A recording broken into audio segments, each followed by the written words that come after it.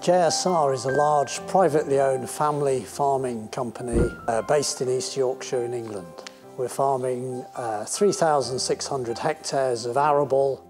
Well, with our main crop, which is winter wheat, all the seed we drill, it is established with a seed treatment, which is both a fungicide to protect the seed from various fungal elements and also an insecticide. There's a constant challenge of pests and weeds and disease all the way through, but the two biggest in the autumn, when we're trying to establish a crop, particularly in a wet autumn like this, one is slug attack, and the second is this transmission of BYDV, barley yellow dwarf virus, into the emerging crop. The worst slug damage comes from this hollowing underground, when you can't see them, but suddenly you find there are large patches in your field where the plants aren't coming up because the grain has been eaten.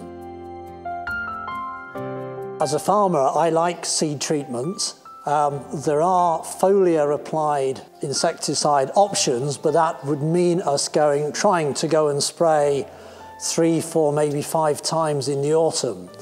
Instead of doing that, by using treated seed, the chemical we want is there in the right quantity, it's targeted around the seed, it's safe in terms of it being underground. So from an environmental point of view, I would consider it a much preferable and safer option.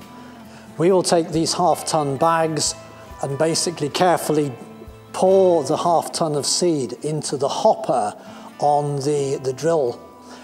This is minimizing any potential for spillage or for dust to escape with any insecticide on. The drill then goes out into the field, is cultivating the field, and the seed is being metered and blown by a fan down various outlet pipes to the correct depth in the soil, and then the seed is covered. The seed is at the right depth, and when we start drilling in September, we want a minimum of 40 millimeters or 4 centimeters of settled soil over the seed, so it's nicely buried. Here we are, we should have finished drilling wheat for this year some 6 weeks ago. We are actually at this moment in time 87% drilled up. We still have another 200 hectares of wheat that we hope to get in. But with the conditions we've had, we've not been able to drill anything or get onto our fields in the last 6 weeks. The autumn is a busy time of year. We are drilling wheat from the 1st of September. At the same time, we are also using machines like this to harvest the previous year's crop. So we're trying to establish the 2013 crop whilst we're still harvesting the 2012 crop. If neonics were banned, we would have to look at replacements, and to my knowledge there is nothing to replace it in terms of a seed dressing. If we don't get wheat drilled at the right time, even if you get your crop established, you will experience a yield penalty.